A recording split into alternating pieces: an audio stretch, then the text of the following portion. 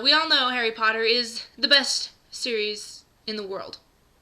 I will not dispute that. It's true. I first started reading Harry Potter in 4th grade. My best friend in elementary school had been telling me about them for years, literally. But I don't know why. I don't know why I didn't want to read them, but I didn't. And then my 4th grade teacher, or aide actually, Mrs. Faulkner, she read us Harry Potter and the Sorcerer's Stone aloud. And after that, I was hooked. There were 4 out at the time, and I would walk up the street to my neighbor's house to borrow 2, 3, and 4, as I read them respectively. And one of the most frustrating parts of waiting for a new Harry Potter book to come out was the wait. It would be years. I mean, years, and you couldn't do anything about it. It gave you lots of time to hone your theories and decide what you wanted to happen, what you thought would happen, what you really desperately hoped wouldn't happen, but you couldn't do anything about it.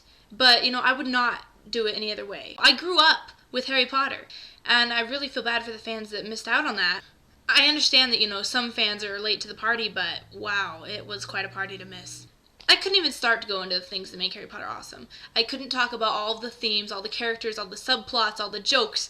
I just couldn't do it. If you haven't read the books, go read them. Do not ever let watching the movies replace reading a book, ever. I don't care what book it is, but read these books.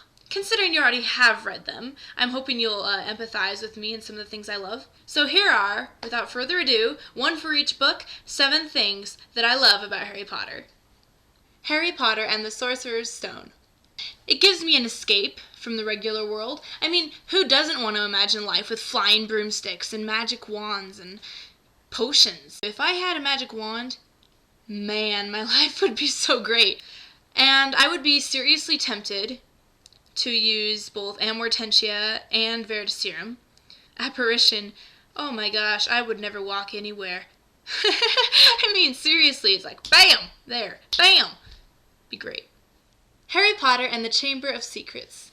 Jo's wonderful sense of humor. I just loved reading it because even the last one, which was so serious and sad, it also had these incredible funny moments when Creature runs in and bams Mundungus with the frying pan. I laugh every time I read that. Gilderoy Lockhart, that man never fails to make me smile. And Dumbledore, Nitwit, Bludder, Oddman, Tweak. Especially in the earlier books, he was just this eccentric old wizard who was hilarious. Harry Potter and the Prisoner of Azkaban. How relatable the characters are. I think everyone has someone in the Harry Potter universe that they're like, that's me. I am whoever. Maybe you're Seamus Finnegan, I don't know. But I personally am Hermione Granger. That's always been me. Sometimes I've been like, oh my gosh, I'm so like Lavender, and it drives me crazy. And sometimes I'm really like Luna, in my thinking anyway, not necessarily my actions, but definitely in my thinking. But overall, I am Hermione. Harry Potter and the Goblet of Fire. The 4 different houses. The first time I read the books, I knew I was in Ravenclaw. I am still a Ravenclaw. I will always be a Ravenclaw. I like to think that I'd be dating a Slytherin, although I might just have a crush on from afar. I don't like Gryffindor, the house. I don't like it.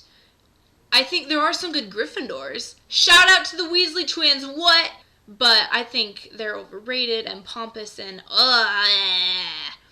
Hufflepuff is nice. They're just sort of like, we're Hufflepuff. We're good at finding things. Harry Potter and the Order of the Phoenix. All the different ships. I love shipping. If you don't know what shipping is, you haven't talked to me. It's, relationships, who should end up with who. And in Harry Potter, there are just so many, because it's a school, and so many possible relationships. And that's sort of like heaven to me, because I love to talk about stuff like that. Mostly I just stick to my favorites. Severus, Lily, love, and Harry, Hermione, also love, and my sweet little Ron, Luna, and also Draco, Ginny. And sometimes I get into the weirder, off-kilter, okay, I hadn't thought about who they end up with. Cormac McLaggen with Lavender Brown, Draco with Cho Chang, Cedric Fleur. If you don't like my ships, that's fine. That's okay. I can handle it because I know that I am right. Haters gonna hate. Harry Potter and the Half-Blood Prince. People are flawed. And in Harry Potter universe, that's how it is. No one is perfect. In the beginning you think, that's Dumbledore. He can't be defeated, ever. But then you come to realize, just like everyone else, he's got lots of flaws. And Harry does. And, Snape does.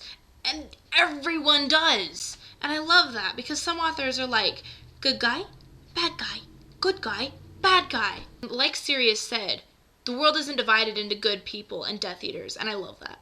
Harry Potter and the Deathly Hallows. Severus Snape. Severus Snape. I'm serious. That man.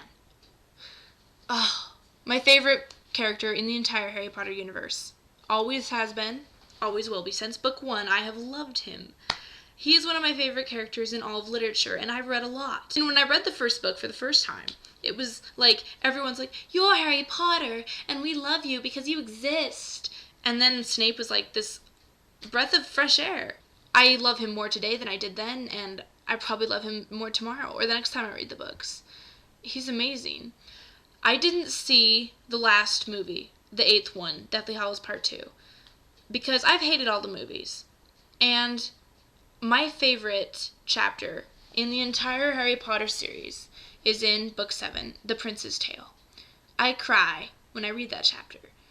And I have too much respect for Severus Snape and his memories and his death and his life to see what the big screen was going to do to it. And so I haven't seen it, and I probably won't ever see it, and that is just fine with me. That's my way of paying tribute to an incredible man.